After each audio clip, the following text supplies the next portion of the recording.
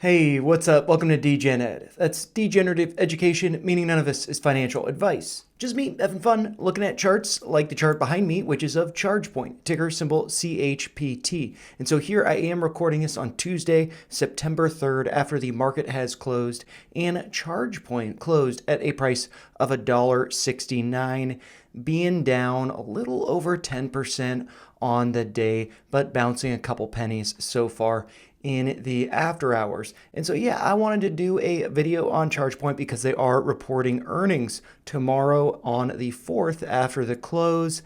And so, yeah, I just wanted to go over that. I did go over the chart in the stream on Monday evening. So if you do want some more info, you should check that out. But I believe I drew a lot of these lines up during that live stream. And so I just wanted to go over them. And yeah, I mean, pretty massive down day. I was kind of hoping that we might be seeing a breakout from this downtrend, but it looks like Nvidia is rolling over. The VIX closed above 20, which happened just before August 5th. I think we all remember what happened on August 5th. We saw some pretty massive moves, gaps down before bounces, and with ChargePoint they did go a little bit lower before starting to move to the upside. But yeah, I mean, I think that we could be seeing another pretty massive down move, whether that's tomorrow or maybe over this upcoming weekend. And so with that being said, really, like, whether or not earnings are good or bad, the general market sentiment right now seems to be bearish. Maybe that's over though. Maybe I'm overreacting after this 10% down move, but I don't think it's quite over yet. And so I could see it hitting some levels to the downside. So I'll go over those, but it is quite possible that it could be bouncing, as it does look like it has bumped into this downtrending level here. And, maybe that is going to be acting as support. But one thing that I did, start putting up on the charts last night is the MACD. Here it does look like it flipped from, basically being flat, but being green or I should say being neutral, to being now red. And so it does seem like it could start to roll over. Just when it, flipped red here, price started to come down. We could be starting to see that, and that is in alignment with what is happening with the market. We also see a spike in the volume here as we do have this big flush down. But, maybe this is an overreaction before earnings, and maybe we find support and bounce.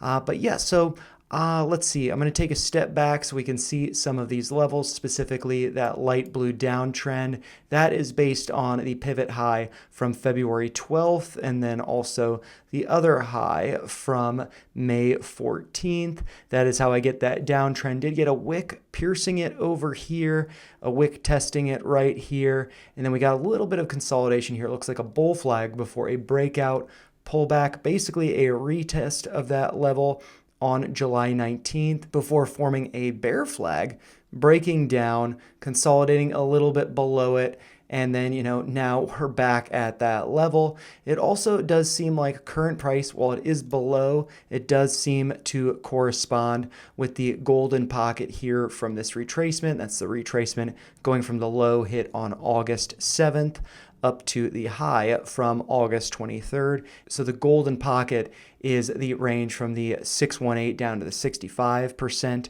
retracement. That's around 173 to 174. We are, as you can see, trading below it. And one level that I might add up on this, because it might be useful, is going to be the 786. And so that is just below current price at 167. So, trading in the after hours about few cents above that. But, it does look pretty weak, as we did very clearly get rejected from this downtrend, and we are now trading below this uptrend. And so that uptrend is based on the low from June 25th intersecting with the low from August 7th. We did get a little bit of a bounce here, it looks like on August 28th, but now we are below that. And we are closing, lower than the low that we hit on the 28th, so that does not look too good. And so, there are some levels that you can see here to the downside, and I'll kind of explain what I plan on doing. And I do have a good amount of shares of ChargePoint. I don't feel that I necessarily need any more, but it is nice to get the average down when the opportunity arises. And so, I could see a retest of this point here, the low from August 7th at a price of 158. But I could actually see it going a little bit lower. And so you might notice I have this orange line here at 153. That was the highs over here as we did consolidate before breaking out. And so, I could see price coming down not only to 158, but perhaps wicking down to 153. So I plan to add to get my position up to being divisible by 100 shares specifically so I can sell covered calls with strikes above my average. So, I make a little bit of money on the shares that I hold, but I don't risk selling at a loss if it does go up. And so, to get my share count to be divisible by 100, I have an order placed to buy that difference at 153, and I'm going to leave it, even though I could see price going lower. Specifically from this yellow retracement, we see the 1618 here. That is at a price of 132. I don't necessarily think it's going to be a straight line down to that level, and I don't necessarily think it's going to go to that level, but I do think it could be testing it. And so for me, I plan to add, like I said, at 153, and if it does continue lower, then I would add in 100 share increments, specifically by selling a cash secured put. That would put my average buy at around 132. But there is also this red uptrend that I have drawn here that is based on the low from April 22nd, as well as the other pivot point being the low from June 25th. We did get a little test of it here. We only got, really a couple major bounces from that level. And if we do return to it, that might be coming down to a price of right around 140. That could be some major support. Maybe we get a wick down to 132. Maybe we don't. Maybe we find that support right at 140 and bounce and then take off, maybe break above this downtrend.